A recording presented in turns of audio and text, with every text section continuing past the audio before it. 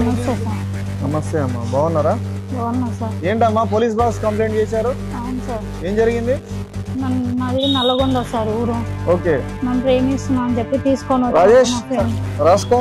మా ఫ్రెండ్ గారు తీసుకొని వస్తే ప్రేమిస్తున్నా అని చెప్పారు సార్. ఇప్పుడు నేను ప్రెగ్నెంట్ సార్.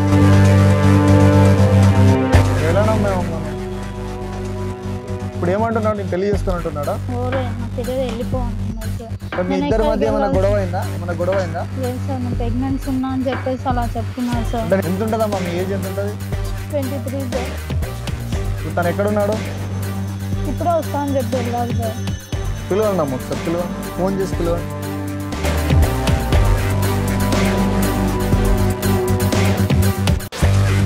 నమస్తే, నువ్వేనా రాము? అంటే ఏమవుతుంది ఆవిడ?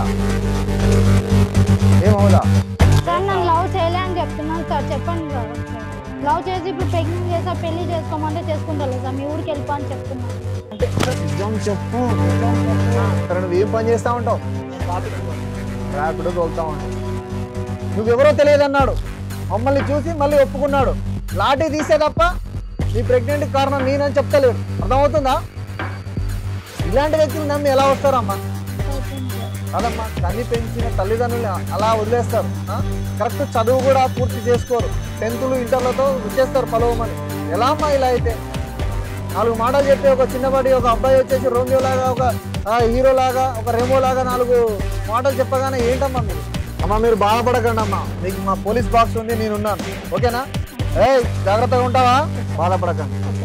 నేను రిజిస్టర్ ఆఫీస్లో నేను సంతకం చేస్తాను. అర్థమైనా? మంచిగా చూసుకో. ఓకే అమ్మా. అయ్యో వద్దు వద్దు వద్దమ్మా. రేపు నా పోలీస్ స్టేషన్కి రండి, నేను స్వయంగా దగ్గరుండి నా ఖర్చులతో పెళ్లి చేస్తాను. రాజేష్ పద. ఓకే అమ్మా.